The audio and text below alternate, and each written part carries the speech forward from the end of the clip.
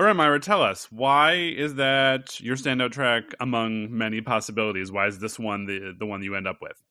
I think it just, I love most of all about this song is the harmonies that Paul and Linda have. And it really, this whole album, what I love about it is that it's rustic and really down home, and you can feel the domesticity of the whole thing that's going on with Paul and Linda in Scotland, where they kind of got away from all of the craziness of was going on after the Beatles broke up. And I think it's something where you can really feel the love between them. And it's a song about Linda's ex-husband, kind of Paul just being like, you know, you messed up and I got the girl, and it's very romantic. And I'm kind of a sucker for that. And yeah. so, Who is it? Yeah, I just it's a really romantic, charming song that has great harmonies that really just kind of, it's got a lot of light to it. He's loose. He's loose on this album, isn't he? Mm-hmm. I gave you 700,000 points for the domesticity of it, the love.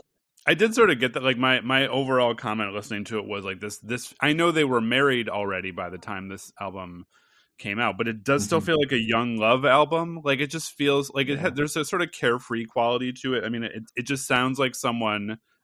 It sounds like someone who is recovering from ridiculous amounts of fame, unsure of what to do, and who realizes that like, oh my God, I have this amazing person in front of me who I am spending the rest of my life with. I want to do everything in the world with them. So we're going to make this album together too. Yeah, I think it is. I think this and McCartney, which was his first post-Beatles album, I think they're breakup albums. I think he's like he's trying to heal. Yes. He's trying to heal his heart. Yeah, 10 million points for that. It's not like, you know, Linda's not his rebound. It's not that. It's sort of like it's rediscovering someone who he already had and like further appreciating that. I don't know if that's what he thought when he was making the album with her, but like it's sort of, it just feels like it kind of carries through in the music and the lyrics. Should we talk about Linda? I think we should talk about Linda. Yeah, we should. Talk about Linda. It's almost like they had this epic romance, and I knew she was in Wings, and I knew that there was she sort of got a lot of shit. Like there was a lot of criticism that she had to endure, but I never have had a bad impression of her. So what do you feel like you've learned about Linda in the process of coming to love this album? Obviously, Yoko also had to deal with the racism against her, but it was a lot of, if you're, the female partner of a very successful legend that is a male, singer and artist, that you're just kind of maligned. You're kind of just, she was before she met Paul, she was a very well-regarded photographer who photographed like Eric Clapton, the Rolling Stones. I remember reading that there was just a lot of like newspapers that were like, some groupie got together with Paul McCartney, and it was just like, what? Like, why does that have to have a negative connotation? What's wrong with groupies? Justice for groupies. But it was, it was definitely used in a derogatory way. Yes, and I like to be one of those people that when, people are like, well, her parents are just the Eastman photography family, and that's why she got into it. And I'm like, no, they're not. She's not a part of that family. She got into it completely on her own. Yeah. I mean, she was like a upper class, Manhattan girl. Like, she came from money. She didn't come from nothing, but like, her photography was really, it's great. Her. I've looked some of it up. It's really good. That was her passion. And, she was able to get out of not a bad situation, but not a happy situation with her first husband when she still had a young daughter. And, her and Paul just had this really great instant click. And again, I think on this album, you can really hear it.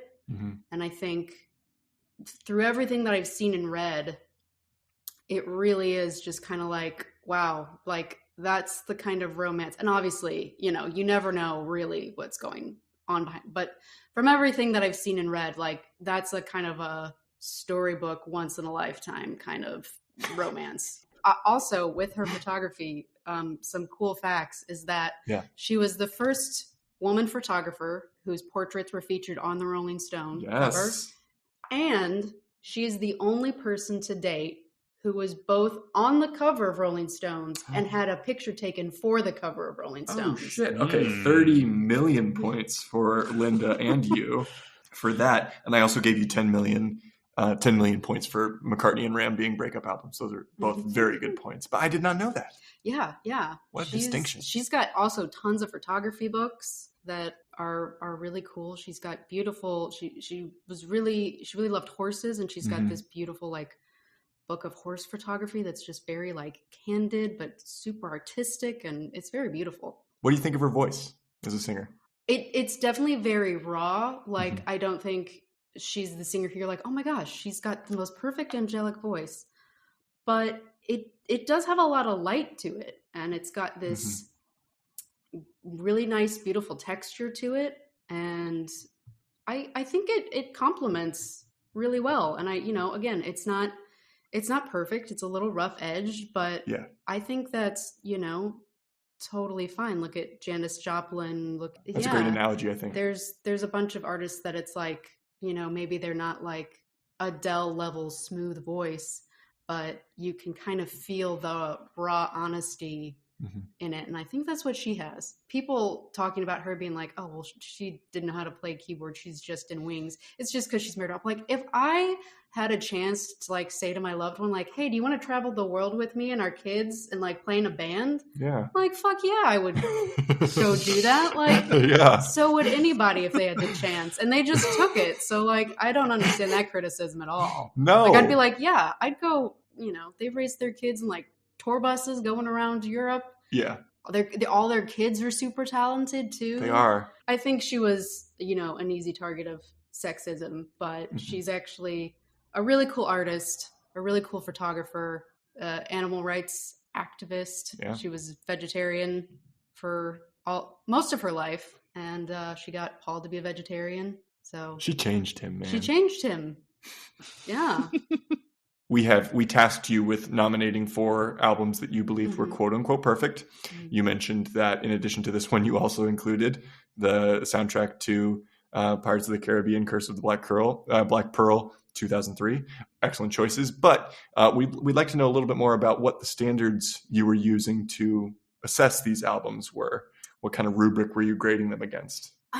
Perfection. I think it's just as simple as, like I said, I'm not an album listener, and those albums are kind of the ones that I do listen to all the way through. Sure. So that's kind of always like, I don't do this a lot. So, yeah. So it's one of those things where if something strikes you hard enough that you'll listen to the album in full, then clearly it's hit that echelon for you. Yeah. Yeah. And I think there's actually more than just like the pirate soundtracks. There's probably, a bunch that I would just, again, put in my CD player and listen to in my room, doing whatever, just being like, yeah, this is, the Lord of the Rings 2 Towers score that I would just listen to over and over again. And even stuff like the Vanity Fair sound score and Vanity Fair and Chocolat. I had the Chocolat Chocolat's a good score. That's a really good score. So I would just, as a 13-year-old, be listening to that. You get 13,000 points for referencing the Chocolat score. I don't do it a lot with albums, and I think when something has pretty much all songs that I like to listen to, it's like, oh, okay. What would you say are the things that set it apart from other albums that are like it? We've talked about the folksiness. We've talked about it being like the love album. What other things do you love about this album? Outside of it, just in general, is its reputation. Because I'm kind of a sucker for thing in the moment that people don't understand and are like, what? This sucks. Why would anyone like? One of my favorite movies of all time is The Thing. John Carpenter's The Thing. Yeah, great film. I love that movie. Top everything. And when that movie came out, it was a big flop. No one saw it. Every critic just bodied it. Roger Ebert suplexed it into the ground. And it was just cited as one of the worst movies. And now you ask any horror fan or even anyone, I think in general, you know, what's your top 10 horror movies? And that's in there. Yeah. It's on a bunch of like top lists of best horror movies, best, you know, makeup, practical effects movies. And I mean, that's how Ram is. Yeah. When it came out, people were like, what is this? This is so weird. And, you know, a lot of songs like Monkberry Moon Delight have vocals on it that have never been heard by Paul McCartney, I think even since. Yeah. It's got some wild vocals, and I think people just did not know what to do with it. And so they were like, nah, it's trash, throw it out. And now it's, again, on everyone's top lists of like, is this the greatest, you know, indie pop album of all time? Is this the greatest Paul McCartney album of all time? Yeah. And I'm kind of a sucker for those kind of stories of like things that were misunderstood in the moment. And now that you look back on it, you're like, no, it was a masterpiece. Yeah. Yeah. I'm a little bit of a sucker for that kind of a story. Me too. Well said. I can't imagine the pressure of being in a band like the Beatles, right? And like they were really only fully together for like 8 years, I think, something like that. Like think about everything they achieved in such a short amount of time, the amount of music, the amount, like the range they went to, like from when they started. Crazy range. I mean, in some ways they kind of define, I mean, we could have a greater conversation about how rock is appropriative of Black culture, but like they did kind of define what the sort of, you know, conventional mainstream, you know, white understanding of rock music was.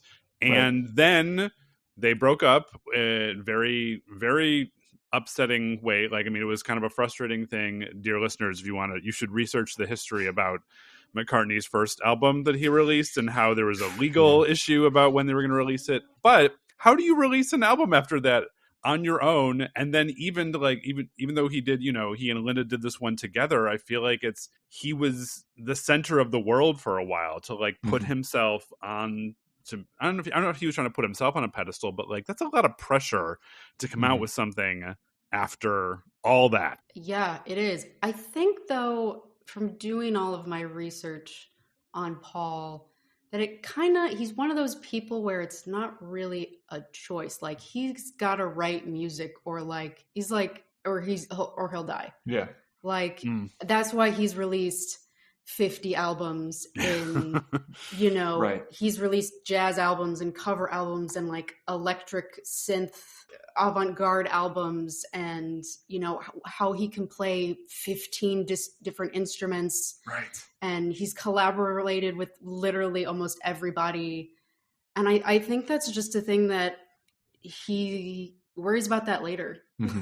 He's just like, I just have music in me, and if I don't get it out, then it's, you know, I think that's just kind of who he is, and we're lucky because he's just written some amazing stuff. And and he's been durable too, is the other thing, you know, like that may be like a sort of coarse way of putting it, and I acknowledge that, but him and Ringo being the only two left from the band, and of course John's passing, very violent and very kind of like tragic and upsetting.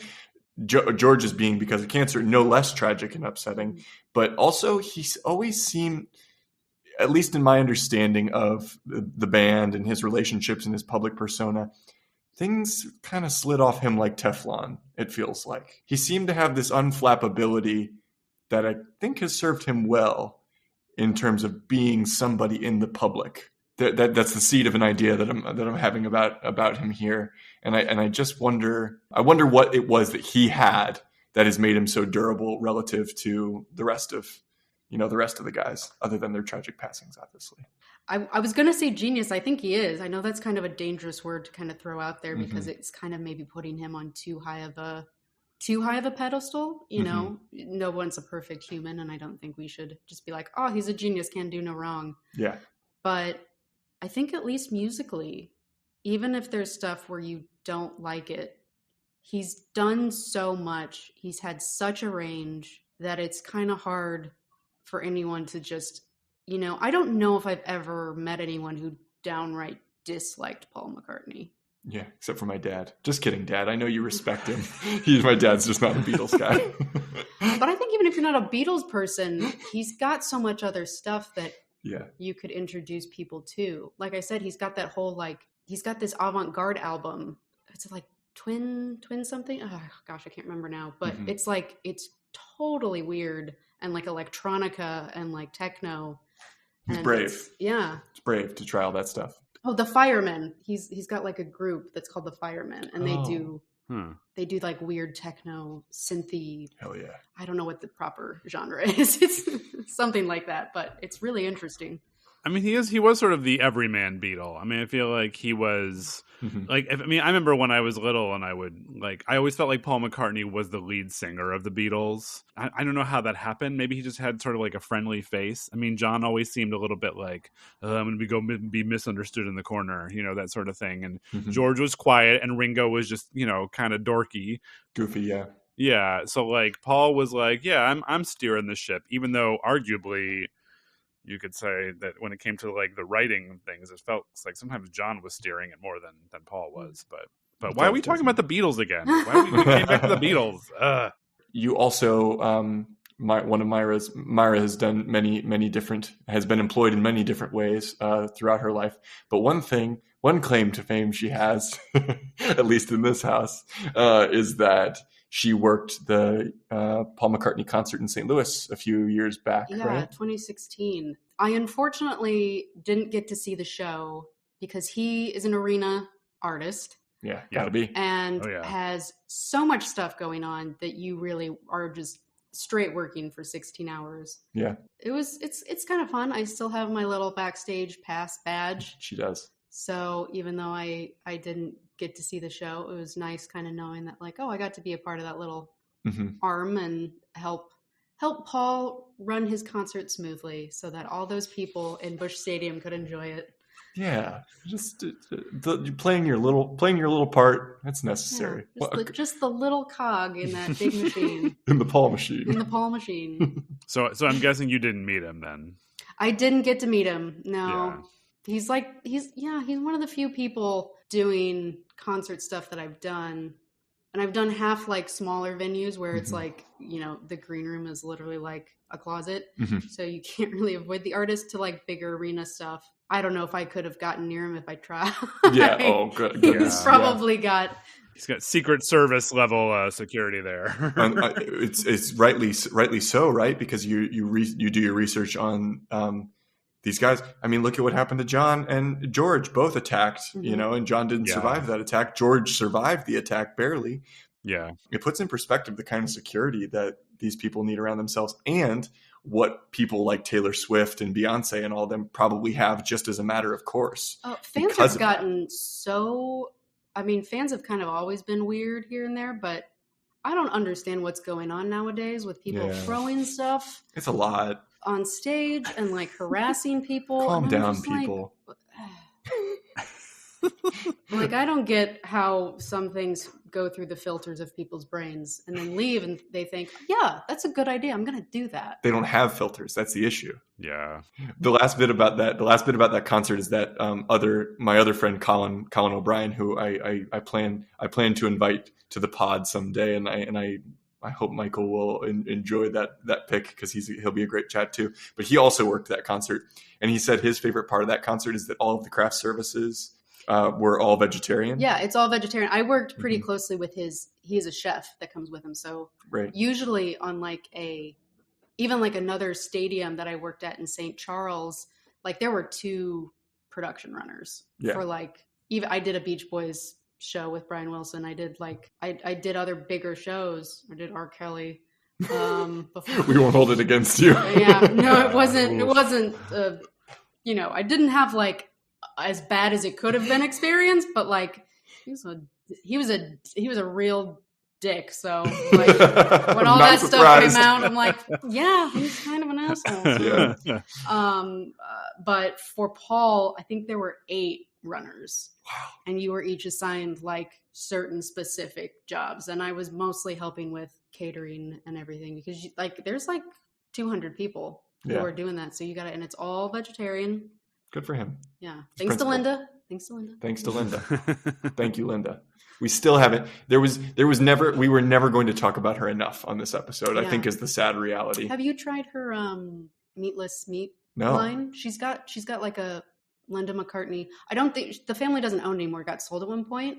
Sponsor us. But she did have, there's like a brand of like plant-based like sausages and like stuff that's Linda McCartney brand. Myra, this is a very serious podcast with very serious goals.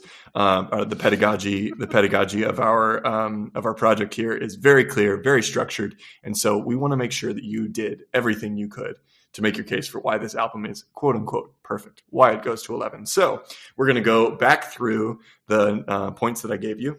We're going to see how you did there, and then we're going to hand the mic to Mike, and we're going to let him make the final decision. The most recent points I gave you 30,000 points for he's got to make music or he'll die.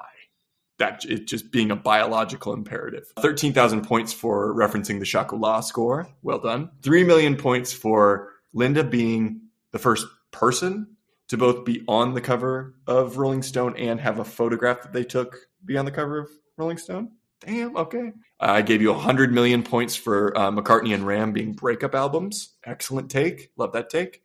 7 million. 7 million points for the domesticity of it. The love contained on this album. 6 million points for Feast Your Ear Tongues on These Memory Pops. Watching Community, bringing me back to watching Community during lockdown and it being a very stressful time. 500,000 points for a CD case full of movie soundtracks, that being the image of you as a younger person. Add that to the 8.5 out of 10 that you gave Michael for his 60-second intro. I'd say this is looking like a pretty strong board, but he is handsome, he's strong, he's kind, he's gentle, and he'll fight for your life. He is the arbiter of what gets allowed into the pantheon. And so, Michael, I put it to you. You hear the case that Myra has made. You see the points on the board. Tell me, is Ram by Paul McCartney and Linda McCartney a perfect album? Does it go to 11? I think it's a little weird that we're going to let this one in before a Beatles album enters, but I think you have made a very strong case. This feels like an album about reclaiming joy, and hey, we could all use a little more joy in our lives. So yes, Ram by Paul McCartney and Linda McCartney shall enter the pantheon. It goes to 11. Yes. I can't wait to hear the first episode where you say, no, get it out of here. Does not get in. You'll never see it coming. I'm sure. We'll never tell. We'll never Although tell. I keep joking about an April Fool's episode that would be a way of doing that. But see, now they know it's coming. We can't do it that way. So. It's true. We got to keep them guessing. Yeah. So we let you choose your standout track from the album, but we also chose one. Do you want to hear what we chose? I do. I'm very eager to hear what it is. What do we choose, Michael, as our standout track from Ram by Paul McCartney and Linda McCartney? Well, we chose the track that was the first number one that Paul McCartney would get after the breakup of that other band. And actually, this was the song that I actually knew before having even listened to this album for this. That's Uncle Albert / Admiral Halsey, as we have chosen our standout track. It felt right to choose this one. You know, the decision process is sometimes dependent on what you choose. What the guest chooses. Sometimes it's just so clear that we have to choose one. But I think for me, this was one where you could have made a case for just about any song on this album, considering all the dynamics of it.